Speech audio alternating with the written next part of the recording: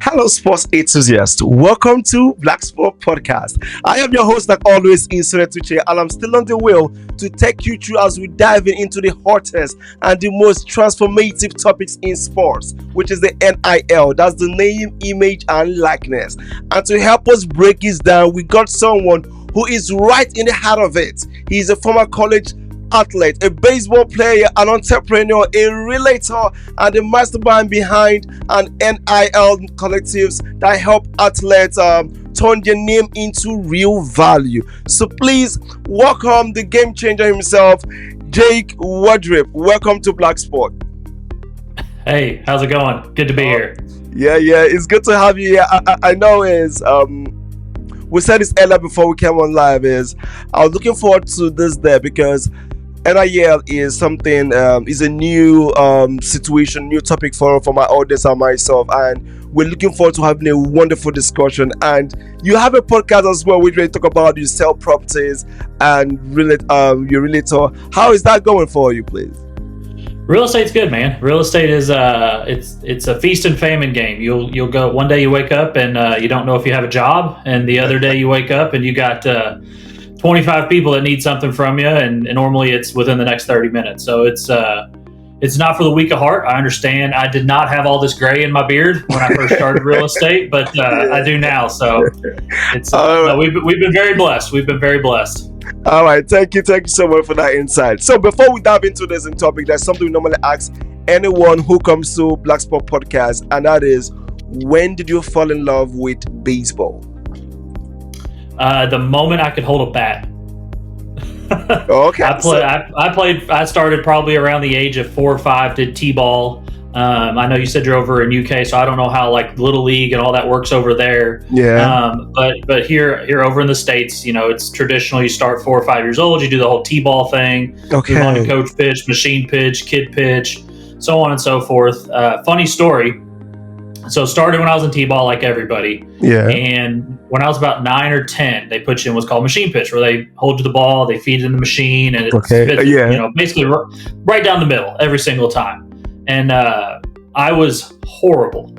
I was so bad that I was so bad that my parents were trying to take me out. They're like, he's no good at this. We don't want to do like he's not good at it. Why are we going to keep doing something that he's not good at? And I begged and I begged and I begged for them to keep me in it because I enjoyed it. I wanted. Okay. I loved being a part of a team. Yeah. Well, then 2 years later, I hit puberty. Okay. And unlike most guys, when you hit puberty, you're the baby deer walking around trying to figure out how to walk around now that you're 5'10", and I did it. Everything clicked. Okay. And I went from within a span of maybe 12 months, I went from the worst player in the league by far. I was horrible. Wow. To one of the best players in the league overnight, just in the span of a few months. And that was what really catapulted my baseball career and moved me on. I started doing the travel ball and was fortunate enough to play 3 years of varsity in high school, got to play in college, like you said, played a little bit after college as well. But yeah, it was literally just my determination to keep trying. And I don't fault mom and dad. I'm a father. I have 2 kids. If one of them just doesn't look like they're having fun, like I don't want them to keep doing that. I want them to do stuff that they're good at and enjoy it. But exactly. Thankfully, I persevered and was able to persuade mom and dad to keep me in it. Yeah. Okay, that's really nice. And the way you actually talked about it is like, well, I have to start off from this your journey as a baseball player. Now, as a college kid who is actually going through the education and also through the baseball, the competition, how was your journey like combining both of them together? It was challenging. It is because baseball's in the middle of the school year. It's a spring sport. They're in full swing, no pun intended. They're in full swing right now. Playing baseball here over. I'm in Kentucky, but everywhere they're playing baseball. So you're balancing a school schedule. You're balancing a practice schedule, a travel schedule. The team that we work with specifically, they're on their way to Mississippi right now. Okay. They're on a bus for 8 hours and they're missing class, they're missing assignments, they're probably missing tests. So thankfully, it's a lot easier now. I played from 07 to 11. Okay. But these guys, I didn't have the conveniences of modern technology like they do. And now they can take classes online. They can turn in assignments online. And I didn't live in the Stone Ages. I'm not, we saw the internet, but there was the online learning was kind of this new endeavor that people didn't really think about. So I was always playing catch up. Thankfully, we had tutors, and that we were. I don't want to say we got preferential treatment because that's not fair. We didn't, but that we had teachers that were understanding that if we're missing class, it's not because we just were out late last night. We're playing sports for the university. We're out of town doing this. They worked our practice schedules. We were forced to select our classes based on practice schedules. So maybe you wanted to take a certain class. Well, if it's only offered at 2:20 in the afternoon and practice is at 3, well, that's not an option. You're gonna have to take that probably in the fall, or take it over the summer, or find an alternative option. Was there any kind of a condition requirement for you to be doing both of them? Because I know since it's challenging, sometimes one might suffer and the other one might actually be good at it. Is there any condition in a way that both of them must be at equilibrium? Yeah, so we, thankfully, college coaches, especially at the level that I play at, there's a lot less professional athletes at my division than the Division I level. So the coaches understand that 99.999% of their student athletes are going to go pro in something other than sports. They're not going to be professional athletes. So they hold us to a higher standard. They make sure that our GPA stays above a certain amount. My junior and senior year, we were forced to have a 3.0 or better, or else we were required to attend study tables for 1 hour on Monday, Wednesday, Friday. So 3 hours a week, you were forced to come into a group, and it was in the conference room next to our coach's office. So he knew if we were goofing off, he knew if we weren't, doing what we were supposed to. But once you got above the 3.0, you're good to go. If you got below the 3.0, guess what? You got an invitation back to study tables 3 times a week. So I'm sure there was some incentive based to the coach, a end of the year bonus if the team has a cumulative GPA of X or Y.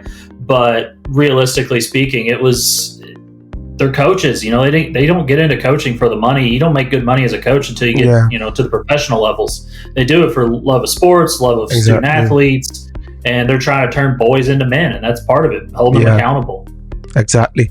So that means it's really quite challenging for any young kid right now who's going through this phase of running both your academics and also going through the competitions. Now, sometimes you guys are on the road, I believe so. Sometimes you're on the road, and once you come back, is there any kind of I know before you talked about the NIL that just came after. During your own time, was it still a thing?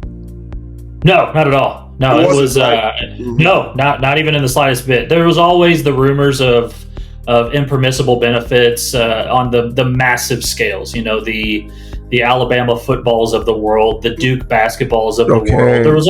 There's always allegations that guys are getting paid to play. But I mean, the NCAA was pretty diligent during that time in trying to catch these guys. And if there was something that truly was egregious, then I think action would have been taken, and you would have seen it all over the news. And since you didn't, I kind of like to think that it was for the most part done on the up and up. But I mean, there's always going to be outliers. Okay. So no, to answer it, no, there was nothing during our time even close to this. Yeah. So right now, watching this innovation, quarter innovation now, this NIL for these new youngsters, what actually brought you going into this, branding them, helping them to be to benefit, turning their name into value? What brought you into that direction? Yeah, so when I played, I was like we had talked about. I was fortunate enough to play for a couple years after. But I played with a lot of guys, super talented guys, super smart guys. And for most college athletes, I can speak for almost all of them when I say this, your sport is kind of your identity. It is who you are. It's something that you've done. For me, since I was 4 years old, I always played baseball. Some guys longer than me. And when you have your identity, I mean, not to get on like a psychological level, but when you have your identity completely stripped away from you, it's tough. You really have not an identity crisis, but you really struggle with what's your calling. Well, what do I do now? I don't have to get up at 5:30 in the morning to go to lifts anymore. I don't have to go to practice 7 days a week. Like now I have to find a job. Now I have to kind of acclimate myself to the world and be a contributing member of society on an economic scale. I really saw a lot of guys that I know and care about struggle with that. And because of that, we transitioned. Once it became legal for us to provide guidance and assistance, NIL is far beyond just dollars and cents. It goes beyond just providing some value monetarily to an athlete in exchange for a post on Instagram. We're trying to create some business acumen. We're trying to create opportunities that, we want to get brand ambassadors in there and talk to these guys. We want to get financial advisors in there and talk to these guys. We want to get not life coaches, but something similar. We're like, you need to set yourself up. What are you going to do after? Now, a lot of them, they'll be just fine. There, no issues, no worries. But there are some, and you kind of don't know until you know which ones those are. Like I said, I played with a lot of really talented guys and a lot of really smart guys. Never would have thought they had those issues. But they did. Let me eat you caught into this situation. I know normally say is this, if you're a sports person, it's a very short career. Yes, it's not like we have to run through 50 years or 65 years, then you go into retirement. So it's really a short career, and sometimes you get overwhelmed by the activities of the sports, and you don't know when it's over. Before you know it is over, and when you're being told you played the game, people are like, are you serious that you played the game? And it becomes something that all through college right now, they give, just like you said, do your own time, the NIL wasn't a thing. And now imagine the kind of benefits is more beneficial for the young kids now going through college, who is actually signing deals, who actually having good policy backing from the university for them to be able to go into endorsement deals. Now, are this part of the packages you guys actually helping athletes receive while they're still in college or still not going pro yet? Because I know when you're pro, you'll be actually opportunity to have all this. Imagine when you're not pro. This is when we're looking forward to how they can be nurtured and managed. So we're not to make wrong deals, sign because when they are young is when they tend to sign some deals that they don't really understand what is going on those deals. Do you guys also help in those aspects, make sure they're giving those guidance? Yeah, so we are not the only way for these guys to facilitate deals. They're empowered and encouraged to go out and find these deals on their own. Like we had talked about off air. I do real estate full time. The collective is a passion. I wouldn't call it a hobby because that's not a fair description, but it is a passion of mine. But it doesn't keep the roof over my head. I don't make enough money. I don't make enough money through it, and really most of the money that I personally make out of this just goes into what I call a slush fund. So when we do an event for the guys, I don't have to go get a sponsor for the event. I can just dip into that slush fund and spend that money for some pizzas and some waters to get the guys fed. But yeah, we provide guidance. We'll do added vetting for them as well if they've got any information. Everyone has my cell phone number. So if they have any questions at all, they call me direct, and they can kind of pitch me the deal that was presented to them. Is this a good idea? Is this something that is, we don't want to put the cart before the horse? Are you just getting excited about a shiny dollar amount, or is this something that's really going to bring some value? Or is this somebody a business just trying to exploit an athlete? Is this somebody that really has your best interest in mind, or are they just trying to, strike while the iron's hot and not to use the word again, but exploit that athlete for their own personal gain? So like I said, I'm not in this for the money. So I can sleep at night knowing that I truly believe that I put the athlete first in these situations. All right. So, how do some of our audience actually walked in, actually be saying, "Where's this NIL?" How would you explain NIL to someone who is unfamiliar with it? How would you explain what is it all about and the packages? How would you explain that to someone who doesn't know about it? Yeah, so NIL is, like you said at the beginning, name, image, likeness. Best way to describe that would be, imagine every single college athlete as their own company. They're their own brand, and just like in every country, you've got underwater basket weavers that make little to no money, and you've got Fortune 500 companies that make millions of dollars, if not billions of dollars in revenue. And so you have, in this world, and today, April 4th, 2025, you have the ability to be the underwater basket weaver that makes a couple $1,000s a year, or you can be the Fortune 500 company. It really just depends how well you can market yourself. Looks plays a factor, just like it does in everything. Your presence on social media, how you present yourself. Do you just post a bunch of pictures of you and your buddies drunk at a bar? That's not what these companies want to see. They want to see the polished, well put together social media activity that you have. They want to make sure that you're not cussing all the time on there. So, not to get too into the weeds on brand creation, but these guys want to know that you care about the products that they're possibly trying to get you to pitch, that you're trying to encourage your followers to be involved in. Their image is on the line as well. But yeah, best way to describe it would be you are your own company. You can put as little to as much time and effort into it, but at the end of the day, it's a balancing act. Nobody wants to work with an athlete if they are not performing on the field. At the end of the day, if you don't perform, you lose your ability to perform. You lose your ability to be on the field, and nobody wants the backup point guard to play. Nobody wants the backup goalkeeper. Nobody wants the volleyball player that's the seventh woman on the bench and only gets to play when it's a blowout. That people still want them, but not to the level that we want those people to be at.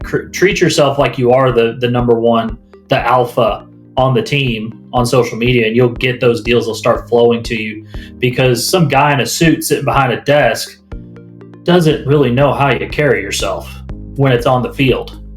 But you still got to perform when you have the chance to. Those are the people that we want to work with.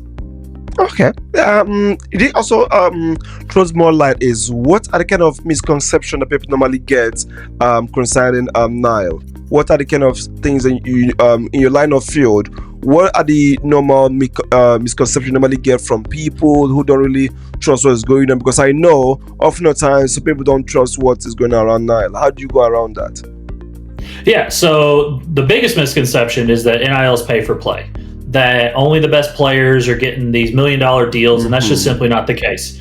I have guys that work with, that are at the university that we partner with, and they don't get involved at all. They have no interest, and that's perfectly fine. They don't have to. You're not obligated to get involved in NIL, but most of these guys, they're not all getting big money. Our offers start as little as $25 for an Instagram post. Okay. It's little. It's you don't have to get a car. You don't have to get a car. You don't have to do commercials to be successful in NIL. Like you said just a few minutes ago, you only have that small finite window, those 4 years, maybe 5 years if you get a red shirt of eligibility, to make as much money as possible. And really, I think it's another one is that it's a distraction. There's a million distractions in college. Girls, parties, school, rivalry with your teammates. There is eligibility issues. Yeah, so just because we're throwing a little bit of money into the mix doesn't mean we completely forgot about all the other distractions that have always existed in college. The good ones are gonna find a way to make it work, because it doesn't matter. They're set for greatness in the first place, and that's kind of what we're trying to be, that education tool. We want to be someone that they can turn to when it gets kind of hairy or when it gets kind of confusing, to assist them in navigating those waters. Okay.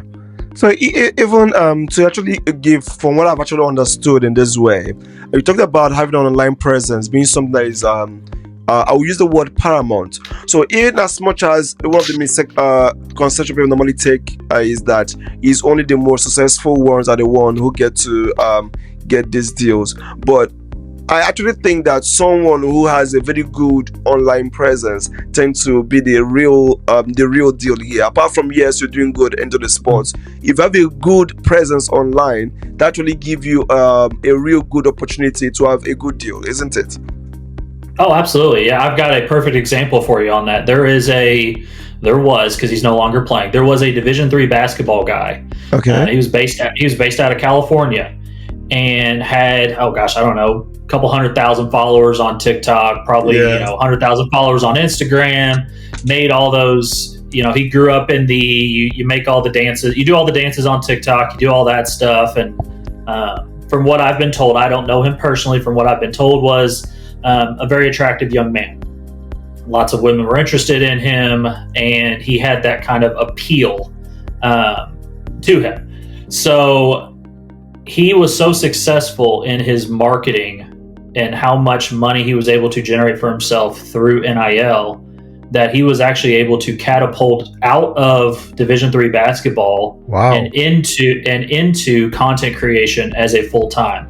And he finished up his school, which, he, thank God he did, because at some point content creation is, he loses the luster and he's not the new shiny toy anymore. Yeah. And he's going to have to, I hope not, but at some point the law of averages says he's going to have to get some sort of structured income, not just content creation, for the rest of his life. Yeah. I hope he does it for years and years and years. I'm not wishing any demise on him whatsoever, because he works just as hard as somebody who's sitting behind a desk from 9 to 5.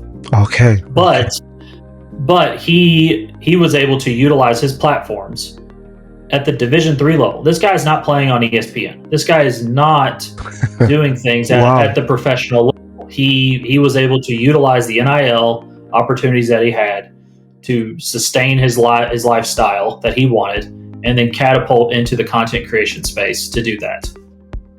So this shows so much, like you said, it's not really a distraction, because there are loads of distraction in college. So this is more a profitable one, a good distraction, but a one that is actually in the right direction, and also to prepare them for life after pro as well, or life after football or sport, which is a good thing.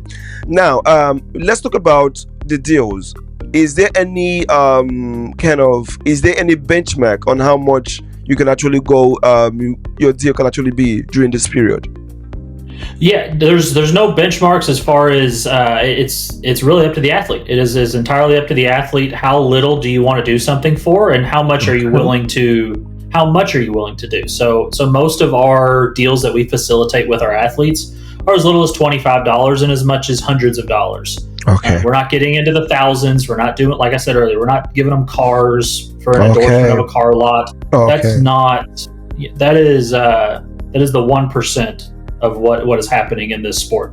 You have a lot of local insurance salesmen, a lot of local real estate people, a lot of local mom and pop shops, restaurants that are trying to work with these athletes and partner with these athletes. Clothing brands is a huge one. Okay. Because clothing obviously is very visual.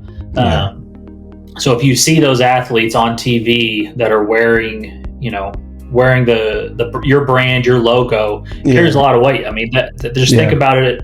Take away the athlete and just put in your favorite clothing line that's not, a Nike or Adidas or Under Armour. Take away the big ones. But think about something that you buy, and then you see someone who is famous, relatively famous, wearing that stuff. It resonates with you. It stays in your mind. Yeah. That's what these companies are trying to do. They're trying to partner and get their brand in front of as many people as humanly possible. And college athletics is one of the largest endeavors that you can find.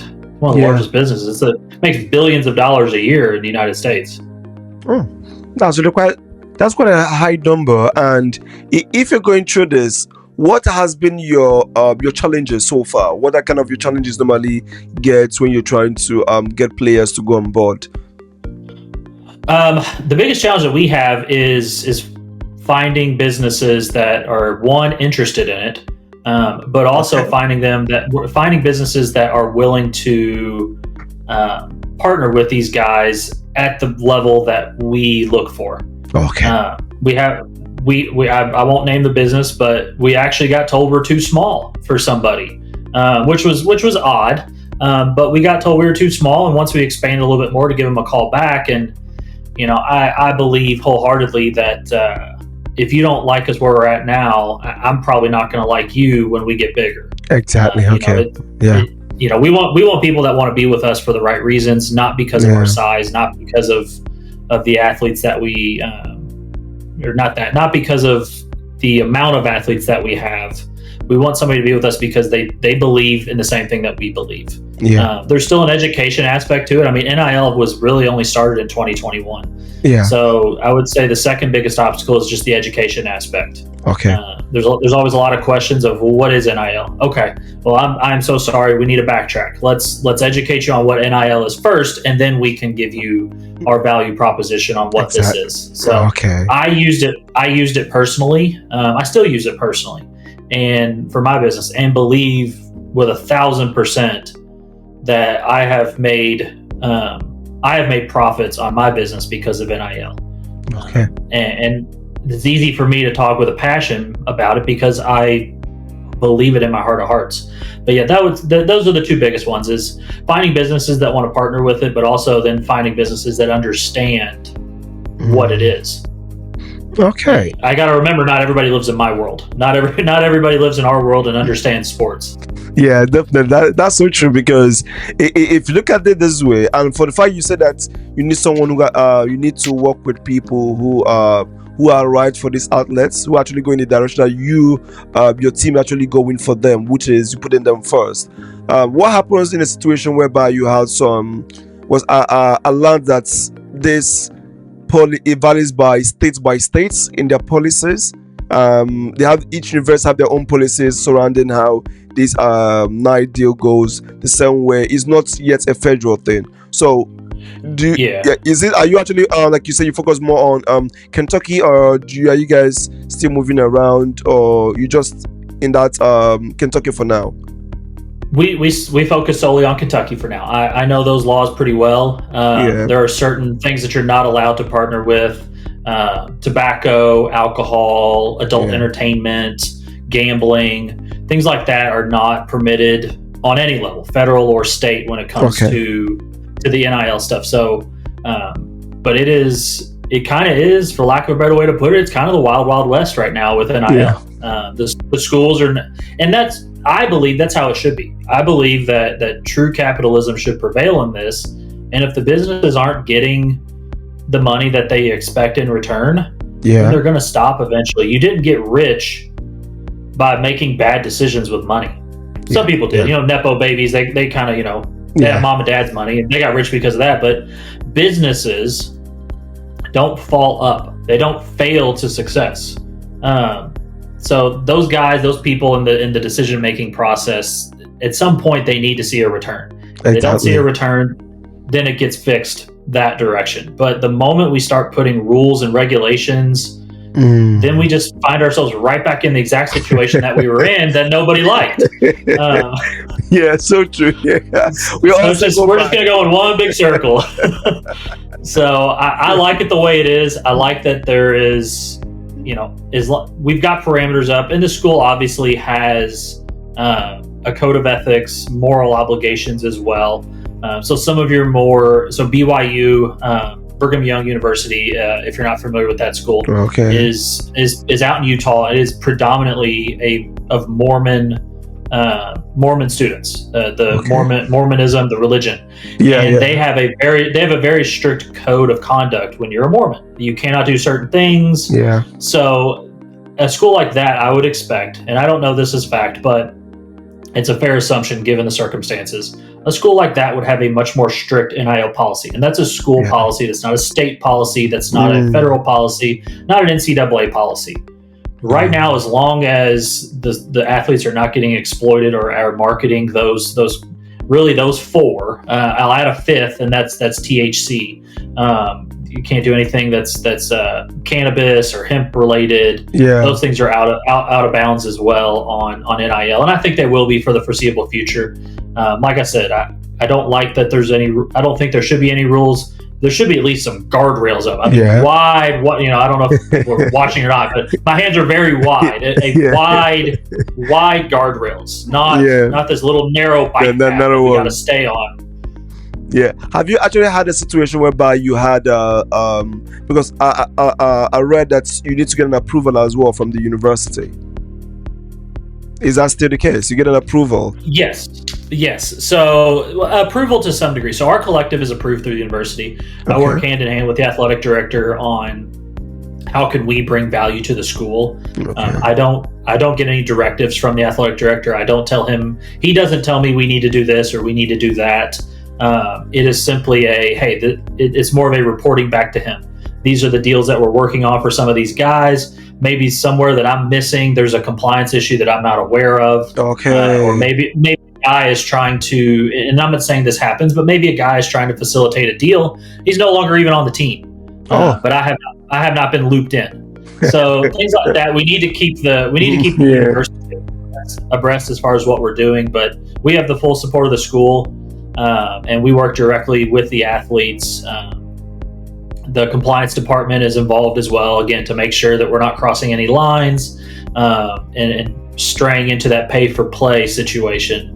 I would say at least 75% of the deals that we facilitate come with an ask, some sort of marketing, social media post, Facebook post. That's really where you're going to see the bread and butter, the meat and potatoes of NIL is going to be through social media branding. Yeah, which is why we're so considerate as far as what we try to coach our players up to do with their social media presence. Okay, so if you have to give us a little bit guidance on this, let's say for a young star and athletes out there, what are the things you think that they should be doing in the right direction to get this attraction from people like you guys to them? What kind of things should they be doing to keep up? Is it just about keeping a standard social media presence? What are the kind of guidelines or they should be doing to help them get these good deals? So the first thing would be is scrub your social media. Go through your X or Twitter, how it was. Go through your social media stuff, your Instagrams, your Facebooks, your TikToks, your Twitters or X or whatever you want to call it. And we see it's so basic, but how many times do we see someone that got air quotes around this canceled because of something they said when they were 12 or 13 on X? It happens all the time. Go back, look, did you say something that you probably wouldn't say today? Go back and just delete it. Get it off you can pay companies to do this now. I don't have a recommendation for which company to use, but you have to treat yourself like a business. If someone is back there saying, problematic things, even if it was 2015, 2010, when it was okay to say that, or, socially acceptable to say that, I think is a better way to phrase it. That doesn't mean it's okay in 2025. Whether you agree with it or not, the businesses that are paying you have a set of beliefs that they are going to follow. If you don't meet that criteria, you're out. They don't care. So go back, scrub your stuff, polish it up a little bit. Anything that is, we don't need a picture of you and your three buddies in high school, drinking at a party. Like that's not going to go over well if somebody goes back through and looks at it. I'm not saying don't have fun. I'm not a stick in the mud. Go have a blast. I was in college. I know what it's like. But kind of keep that a little more private than what it is, because that social media is your platform. It's your voice that people are listening to. Go into your bio, go to ChatGPT and ask them to design you a bio for your Instagram. I'm an athlete at X university. I'm looking to potentially start trying to benefit off of my name, image, and likeness. Make me a short bio for my page that allows businesses to know that I'm open for business. That I'm ready to receive deals and ready to talk to them about those. And, if you are at a university, talk to the compliance, talk to the collectives. They're there to help you. Use the resources that they have. I'm not a mind reader. I don't know if there's guys that need help. I know it to some degree, but I don't know if you're like talking to the buddies like, hey, I wish he would really help me out. Well, just call me. text me, whatever. I try to be around the team as much as possible. Come flag me down and say, hey, let's chat about something that you have. What's an idea that you have? Use the resources at your disposal. Because like you said, again, not to keep beating a dead horse, but you only have 4 years to do this. Exactly. Let's try to maximize that. Exactly. So even as much as so what happens after these 4 years? What happens after that? Like most of us, you become a contributing member of society. You go get a job, you do things like that. But hopefully the NIL has opened some doors and opened some windows to maybe things that you're interested in. Okay. Maybe with NIL, you started doing some things in marketing for I'll just use my own industry, a real estate industry. You started doing some marketing in real estate and you're like, you know what? I'm really interested in that. All right. I never thought I would, but real estate seems like a fun little, job to have, something that I could really get behind. You can make as much money as you want in real estate. It just depends on how much effort you're willing to put into it. You already have the structure, the schedule of being a college athlete, so you got to show up on time, how to dress, where to be, and do the right things. Maybe you got a job working. You started partnering with a restaurant, and you realize that I could see myself owning a sports bar. That would be really fun. So you go in, even after college, you get yourself a job as a server. To try to learn the ins and outs, and maybe you go be an office manager somewhere. NIL can open up so many doors for these guys, and that's what we're trying to do. We're trying to give them some sort of, guidance if they're willing to accept it, give them some sort of different opportunities that they would not have been able to do without us. Okay. Maybe they enjoy the content creation stuff. Maybe that's a route they want to go, and it's a creative outlet for them. It might not be life-changing money, but maybe they can make a couple $100 a month doing, TikTok videos. Let them enjoy it. Like we said, you're only young for so long. I don't think you or I are going to make any money doing TikTok dances. Like that ship has sailed. That ship has sailed for us. I don't know about you. I'll speak for me. Yeah. That ship has sailed for me. I'm not doing any dances on TikTok for money. That's just not happening. That's just not happening. So, I understand. The content creation that I do is 99% based around real estate, and people are not going to watch that hundreds of thousands of times to the point where I can make money off of it. Exactly. But like I said, we're just trying to put these opportunities in front of these guys. They can like as many of them as they want. They can hate as many of them as they want. It's just about opportunities and providing them guidance and insight to, like you said, at some point they're going to be out of college, and what do we do then? Exactly. I struggled with that a little bit myself. Thankfully, I got a job before real estate. I got a job at a gym. It was fun. I got to work out. Wore shorts and a t-shirt every day. Worked out for an hour and a half every day. It was fun. Then I decided I wanted to grow up a little bit and make a little bit better money, so we got into real estate. So even before, there's something is a very scary topic people really want to talk about is, when do you stop as an athlete? When do you know when to stop? 99.9% of the time, somebody tells you. Somebody's going to tell you, whether directly or indirectly. That's for every sport, every athlete. Indirectly, when somebody tells you it's time to stop, it's because you have nowhere else to play. Like I said, I am one of the few I was able to kind of go out on my own terms. I played for about 3 or 4 years after. In Battle Creek, I'll never forget it. I was in Battle Creek, Michigan, and it was about 6 hours away from where I live. I was a pitcher, and I was tired. But I wanted to keep going because I knew that I was running out of time. And I tore my labrum and my rotator cuff when I was pitching. Threw a ball, spiked it right into the ground, looked at the dugout, did a little throat slash, and I was like, I'm done. I don't know what it's like to be stabbed. Thankfully, I've never had that in my life. But again, I don't know if people can see, but it felt like a hot knife going right into my shoulder. Ouch. And it was tore my labrum, tore my rotator cuff. It was just a hot, painful sensation, and I knew right then and there I was never playing baseball again. So I went out. I left everything I could out on the field, but most people, you're either told directly or indirectly you're no longer good enough to play. Could be you got cut in high school. Maybe you weren't good enough to make the junior varsity team. Could be after college when you don't get a contract at a professional level anymore. at some point, I'm trying to think of somebody that this would apply to in the sports world. I'm drawing a blank, but look up who are the active free agents in any professional sport. Those guys aren't good enough anymore. Nobody has offered them a contract, and that's the world telling them, hey, we really appreciate everything that you've done for the sport and everything that you could or have contributed. Yeah. But we don't need it. We don't need it anymore. So it is kind of sad. It is kind of not depressing, but kind of depressing. It's sad when you have these guys that for 20 years, 25 years, sometimes 35 years, this is all they've known. Exactly. And now somebody out of their control is telling them that your time has passed. It's time. And it is a painful one, because I know even at some let's take for this scenario, a college kid finished colleges and doesn't get a contract. How long do you think they should stay before they know, no, it's time to pack up? I think it depends, player by player. Listen to your coaches, listen to your mentors. Is it a situation where can you financially support yourself and also still pursue this dream? Okay.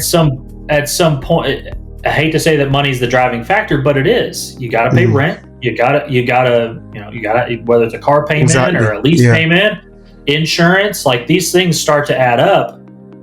Can you still pursue your career and your dreams and your passion, but also financially support yourself? Some people have the means. Maybe mom and dad are doing really well, and they're going to support you for the next couple of years while you try to pursue this. But for most people, give it a try as hard as you can, and you'll know pretty quickly based on the feedback. This isn't coach pitch, this isn't t-ball anymore. There's no rah you did great. Like, they're just going to tell you how it is. These professional teams, it is a business to them, and if you're not good enough, they're not going to sugarcoat it. They're going to tell you where you struggle. They're going to tell you what you need to do to improve, and you'll know. I mean, just listen to what they are saying. Really listen to it. Don't put yourself in a tunnel. Don't turn off the blinders, or don't turn the blinders on. I mean, listen to what they're saying, and if they're interested, they're going to write you something. They're going to reach out to you. They want you to perform more. They want to see you again. If they think of it like an ex-girlfriend, if she doesn't want to talk to you anymore, she's not interested anymore. Definitely. If she's interested, she'll call. Definitely. Once you're not getting those calls back, you're done. It's over. There's a million success stories of people that stuck around way longer than most would, and they ended up making it. I think at the end of the day, that's the driving factor. Can you financially support yourself and still pursue the dreams? I'll never be one to tell somebody to stop their dreams. That's just cruel. If you can pursue them, great. I'm 37. I still have dreams I should let go of. But you know what? I haven't yet. I don't care. Still going to pursue them. Are they going to happen? Probably not. But the journey is half the fun. Yeah, most definitely. All right, I would say, Jake, this is seriously so insightful. Thank you so much for coming on Blaqsport Podcast. And one of the things we'll need to we actually took from all these you actually said is, first is like having your own company at where you're still in college, and this actually helps set you up into the future. Sometimes you can actually go through the direction based on having streams of income, based on what you feel comfortable in your content creation. It can help you diversify your means of income and help you navigate through life even after college, which is actually just a 4 years situation. And also we also understood that this is something you need to tread carefully, whereby positioning yourself, giving yourself a good online presence that many brands would like to work with, and also making yourself more attractive to different brands. And that is where people come in to help these players get the right value for their name and help them to build a successful career alongside bringing in modest of incomes for themselves in a little way they are. Just like you said, you people are not going to buy them a car or a Lamborghini, but you actually put them in the right path to deliver what they really want to do, especially what they really want and are comfortable with. Now, this is really quite a lot and is insightful, because we're looking about in a situation whereby you can replicate kind of things in West African teams, and also in colleges, giving them this kind of NIL collectives for them to be able to find a way to get value while they are still playing in college. It's quite something where I'm going to do more deeper research on how we can actually have this duplicated in Nigerian universities, in secondary school, in a way to boost in confidence and love for the game, to promote a situation whereby you need to go to university and still make it to the pro, not just cutting out college and then you're going pro. There's still the good thing about this is it makes you know that it's live. After, if it's football or it's baseball, you can still survive, or in case if it doesn't work, you have an alternative giving you, so you don't get too stuck on one dream. So it's quite a good intake from you, Jake. We really appreciate this. And before we wrap up, we just want to give us a few words on how this is just for viewers in New York, wherever you are. Kentucky's in New York, right? No. We're on. I just used New York when we were talking about time zone, so that you could use something that New York's a world brand. So not to use the word brand again, but no, I'm in Kentucky. We're probably driving probably 9 hours. 9 hours. West. Yeah, 9 hours southwest of New York. Wow, that's quite long. Yeah, 9 hours. Kentucky. We're the home of bourbon and horse racing. Wow. College basketball. That's what we're known for. Kentucky.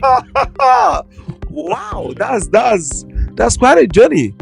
Okay, so in this situation, just in case, because I'm going to be pushing this right for also audiences right there in New York, in Kentucky, how do they be able to reach you in this situation? Where if someone wants to know really more about NIL, how can they able to contact you? Yeah, so they can just visit our website, eaglesnestnil.com. All of our social handles are Eagles Nest NIL Collective. There's tons of FAQs on the website that if it's just generic questions, there's also a contact us form if they want to reach out directly. I'm a one-man crew. I've got a board of directors that supports me, but I'm a one-man crew as far as the operations standpoint. So if you get an email back, it's me. I'm the one that's doing it. So, socials and the website, eaglesnestnil.com. All right. I really appreciate your time, Jake. Honestly, this is really quite an insightful one for me. This is one that I've been working on with my team to be seeing how we can replicate this to make sure that athletes getting value while they are still actually in education. Really, really good time. So I want to say thank you so much, and don't forget to actually keep streaming on Blaqsport Podcast on Spotify, on X, and also you check us out on Instagram. Feel free to also subscribe on Spotify and wait for us to get the episode first before it actually drops. So for now, I'll be signing up. I'm always Insurance Uche, and with me and my guest here is Jake Wardrip. Thank you so much for having us. Have a wonderful time. Thank you. Thanks. Bye.